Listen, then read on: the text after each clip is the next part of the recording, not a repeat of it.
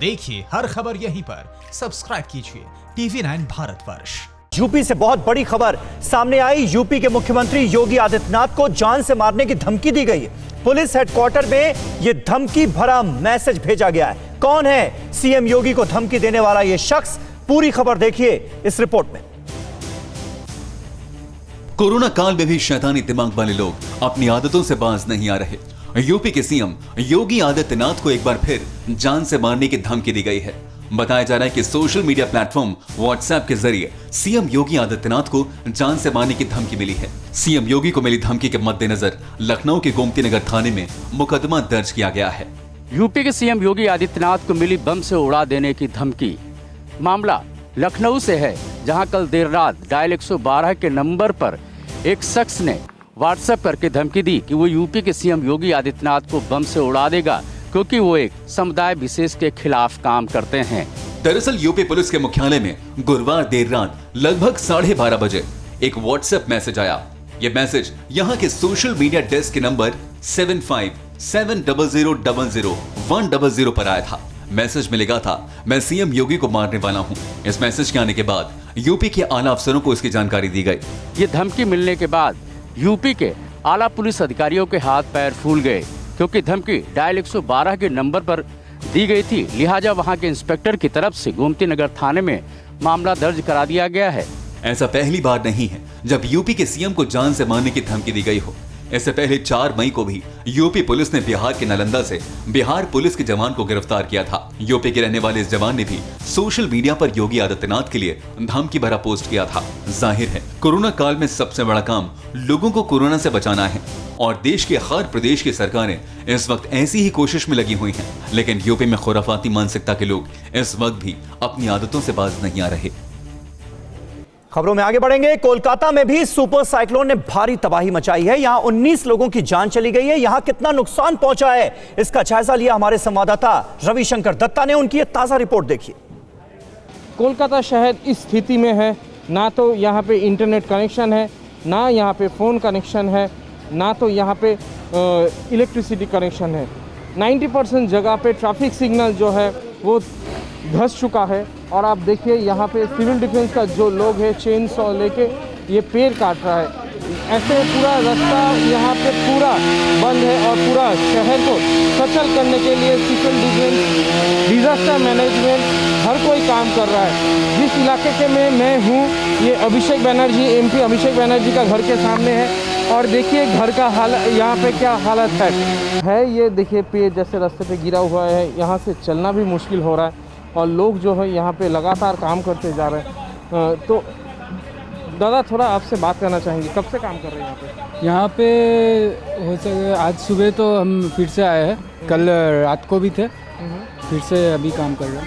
आपके पास जो इक्विपमेंट्स है, चेन सॉ है, कुल्हाड़ी है, लेकिन क्या आपको और कुछ इक्विपमेंट्स चाहिए होगा जो आपके पास कम है? नहीं, ऐसा कोई कमी अभी तक नहीं महसूस हुआ है। जब होगा तब बोल के हम लोग रिक्रूट में। अभी तक कितना पेड़ आप देखे, कितना पेड़ गिरे हैं? अभी तक पेड़ हम लोगों के पास जो खबर है बहुत ज़्यादा ही है, 100 से ज़्यादा ही है। बिल्कुल, देखिए एक छोटा सा इलाका है ये 73 वार्ड, सिर्फ इसमें 100 पेड़ गिरे हैं। 73 वार्ड यहाँ पे है, ये मुख्यमंत्री ममता बनर्जी का वार्ड है, तो यहाँ पे सिर्फ 100 से ज़्यादा पेड़ गिरे हैं और ऐसे करके एडजस्ट करके उनको ये पेड़ काटना पड़ रहा है। यहाँ पे पूरा शहर तहस नहस हो चुका है। देखिए फुटपाथ जो है, मैं दिखाना चाहूँगा फुटपाथ जो है वो कैसे बाहर आ गया है, जैसे कोई मानो नीचे से कोई धकेला है। और उत्तर प्रदेश में बसों को लेकर योगी सरकार और प्रियंका गांधी के बीच बवाल थमा ही था कि अब राजस्थान सरकार ने यूपी सरकार को 36 लाख का बिल थमा दिया है और शुरू हो गया है राजनीति का दूसरा एपिसोड। देखिए रिपोर्ट। योगी आदित्यनाथ और प्रियंका गांधी के बीच 1000 बसों का बवाल खत्म भी नहीं हुआ था कि अब बीजेपी और कांग्रेस के बीच बस के बवाल का एक नया एपिसोड शुरू हो गया है। अब राजस्थान की कांग्रेस सरकार ने योगी सरकार को 36 लाख रुपए का बिल थमा दिया है। ये बिल कोटा से यूपी लाए गए बच्चों के लिए 70 बसें उपलब्ध करवाने का है। ये बिल उन छात्रों के नाम से भेजा गया है जिन्हें राजस्थान परिवहन की बसों से कोटा से यूपी के लिए भेजा गया था। गहलोत सरकार ने बिल भेजकर फौरन भुगतान करने के लिए कहा है। यह लेटर 8 मई का है। इस मामले में बीजेपी प्रवक्ता संबित पात्रा ने ट्वीट किया है, कोटा में यूपी के 1000 स्टूडेंट्स फंसे हुए थे। योगी सरकार ने उन्हें लाने के लिए 560 बसें भेजी। मालूम पड़ा कि 12,000 बच्चे हैं। यूपी सरकार ने राजस्थान सरकार से फतेहपुर और झांसी सीमा तक राजस्थान से 70 बसों की सहायता ली। प्रियंका वाड्रा जी की राजस्थान सरकार ने आज 36 लाख का बिल भेजा है। वाह मदद। संबित पात्रा ने एक और ट्वीट में कहा कि कोटा से उत्तर प्रदेश के स्टूडेंट्स को वापस लाते समय यूपी की कुछ बसों को डीजल की जरूरत पड़ गई थी। तब यूपी सरकार ने पहले 19 लाख रुपए का बिल चुकाया था। अब 36 लाख का नया बिल भेजा गया है। वहीं राजस्थान के परिवहन मंत्री ने 36 लाख के नए बिल पर सफाई दी है। उत्तर प्रदेश परिवहन निगम के एमडी मिस्टर राजशेखर लिखते हैं कि आपने जिन बसों में डीजल डलवाया था उन बसों के डीजल का बिल भेज दीजिए। तो नॉर्मल प्रोसीजर है, उन्होंने बिल भेज दिया। तो 36 लाख का बिल था, उसमें से 19 लाख उन्होंने चुका दिए। प्रवासी मजदूरों के लिए कांग्रेस की तरफ से 1000 बसों के मामले में यूपी में कांग्रेस बीजेपी के बीच जमकर सियासत हो चुकी है। अब 36 लाख के बस के बिल को भी इसी सियासत से जोड़कर देखा जा रहा है। और लॉकडाउन तोड़ने वालों को लेकर सरकार और सख्त हो गई है। केंद्र सरकार ने सभी राज्यों के लिए एक नई गाइडलाइन जारी की है, जिसमें कोरोना क्रिमिनल से सख्ती से निपटने की हिदायत दी गई है। देश भर में कोरोना के मामलों में लगातार बढ़ोतरी जारी है। इसकी वजह से पूरे देश में चौथी चरण का लॉकडाउन भी चल रहा है। हालांकि 31 मई तक लागू इस बार के लॉकडाउन में कई तरह की राहतें भी दी गई हैं। इस बीच केंद्रीय गृह मंत्रालय ने एक बार फिर राज्य सरकारों और केंद्र शासित प्रदेशों को कड़े निर्देश जारी किए हैं। गृह मंत्रालय ने राज्यों को सख्ती से लॉकडाउन का पालन करवाने के लिए कहा है। इसके साथ ही निर्देश दिया है, अगर कोई पालन नहीं करता है तो उसके खिलाफ कड़े कदम उठाए जाएं। दरअसल हर रोज कई इलाकों में लॉकडाउन के उल्लंघन की खबरें सामने आती हैं। इसी को देखते हुए गृह मंत्रालय ने कड़ा रुख अपनाया है। गृह मंत्रालय ने साफ किया है कि सभी राज्यों को दी गई गाइडलाइंस का पालन अनिवार्य रूप से करना होगा, जिससे अलग अलग राज्यों में कोरोना की रफ्तार को कम किया जा सके। एक नजर डालते हैं गृह मंत्रालय की गाइडलाइंस के कुछ अहम पॉइंट्स पर। लॉकडाउन में बेवजह घूमते लोगों पर एमएचए की सख्ती। लॉकडाउन को लेकर राज्यों को एमएचए के कड़े निर्देश। लॉकडाउन का सही तरीके से पालन करवाने के निर्देश। कंटेनमेंट जोन को सही तरीके से चिन्हित किया जाए। कोरोना की रोकथाम के उपायों को लागू किया जाना चाहिए। नाइट कर्फ्यू शाम 7 बजे से सुबह 7 बजे तक सुनिश्चित कराना चाहिए। राज्यों और केंद्र शासित प्रदेशों के अधिकारी जरूरी कदम उठाएं। इस बार के लॉकडाउन में कई तरह की रियायतें दी गई हैं। रेलवे से लेकर हवाई उड़ानों को भी चलाने की मंजूरी मिली है। वहीं केंद्र सरकार ने इस बार राज्य सरकारों को अपने हिसाब से दिशा निर्देश बनाने को कहा था। साथ ही राज्यों को कई तरह के दूसरे अधिकार भी दिए गए हैं। इसके तहत कई राज्यों में दुकानें खुल रही और सड़कों पर लोग नजर आ रहे हैं, लेकिन लोग रियायत का फायदा उठाकर बेवजह सड़कों पर निकल रहे हैं, जिससे कोरोना के फैलने का खतरा बढ़ गया है। इसी के चलते केंद्रीय गृह सचिव अजय भल्ला की तरफ से जारी लेटर में नियमों का कड़ाई से पालन कराने का आदेश दिया गया है। और राजस्थान के भरतपुर से चौंकाने वाली तस्वीरें सामने आई हैं। यहां एक दूध वाला दूध के पैकेट को मुंह से फाड़ता नजर आया। पुलिस अब इसकी तलाश में लगी हुई है। आखिर क्यों, देखिए रिपोर्ट। इस वीडियो को गौर से देखिए। इन तस्वीरों को देखकर आपको बहुत गुस्सा आएगा। इसने जो हरकतें की हैं उसकी माफी भी नहीं है। कोरोना काल में ये तस्वीरें बहुत ही ज्यादा डराने वाली। आप तस्वीरों में देख सकते हैं कि ये शख्स बारी बारी से दूध के पैकेट्स उठाता है और फिर उन्हें मुंह से फाड़कर एक कैन में दूध गिराता है। ये एक नहीं बल्कि कई दूध के पैकेट्स अपने मुंह से फाड़कर दूध की कैन में गिराता है। दूध विक्रेता की करतूत सैकड़ों लोगों को संक्रमित कर सकती है।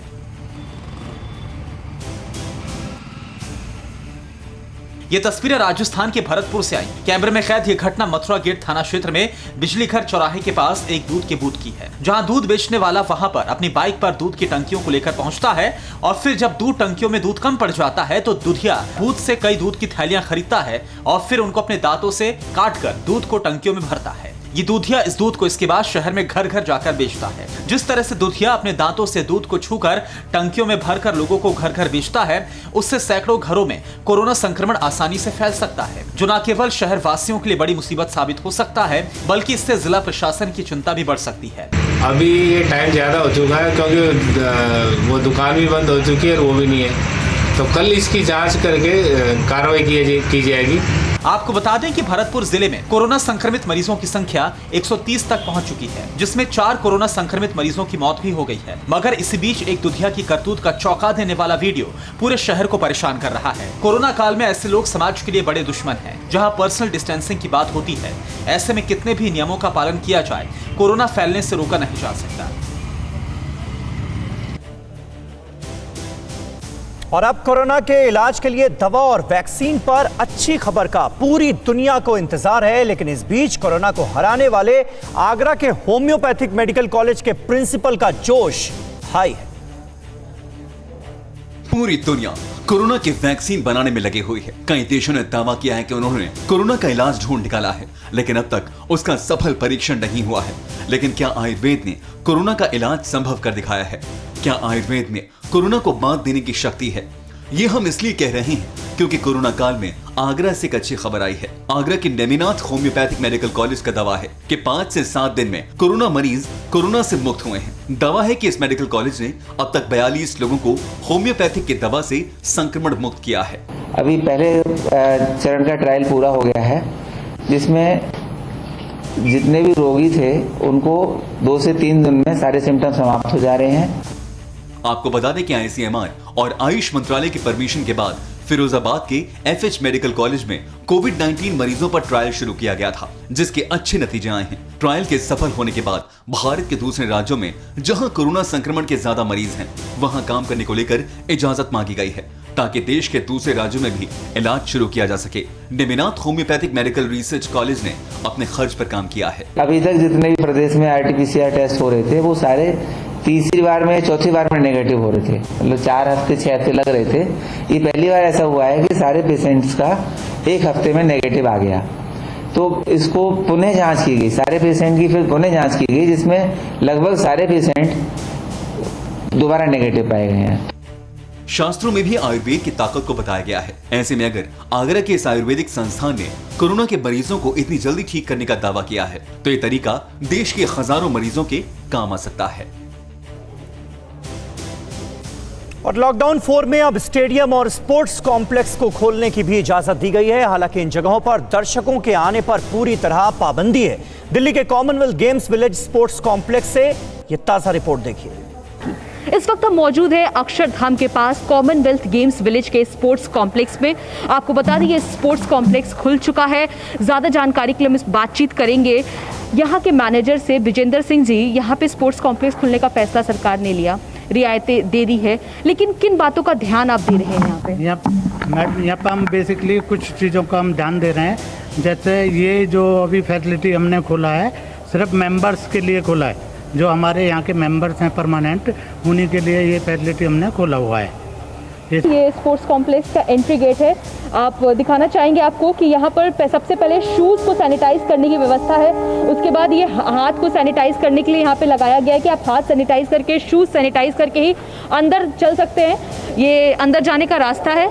देख सकते हैं कि किस तरह से यहाँ पर इन्होंने अपने शूज़ को सैनिटाइज किया। फिर यहाँ पर हैंड सैनिटाइज़र की व्यवस्था है। आप किस तरह से यहाँ पे हैंड सैनिटाइज करेंगे।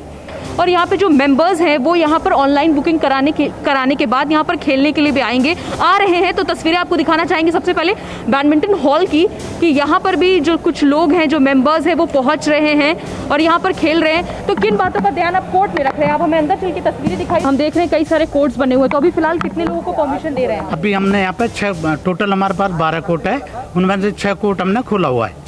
आप देख सकते हैं कि यहाँ पर जो मेंबर्स हैं वो खेल रहे हैं और भी रनिंग ग्राउंड्स हैं, उनको भी बाकायदा सैनिटाइज किया गया है। और यहाँ पे जितने भी लोग हैं वो मेंबर्स ही यहाँ पर आने की परमिशन दी जा रही है। बाकायदा आप सैनिटाइजेशन के बाद आप यहाँ पे जो भी मेंबर्स हैं वो खेलने के लिए यहाँ पहुँचना शुरू हो चुके हैं। कैमरा पर्सन रोहित के साथ भावना किशोर, TV9 भारत वर्ष, दिल्ली। न्यूज़ टॉप 9 रोज सुबह 7 बजे और शाम 7 बजे सिर्फ TV9 भारत वर्ष पर।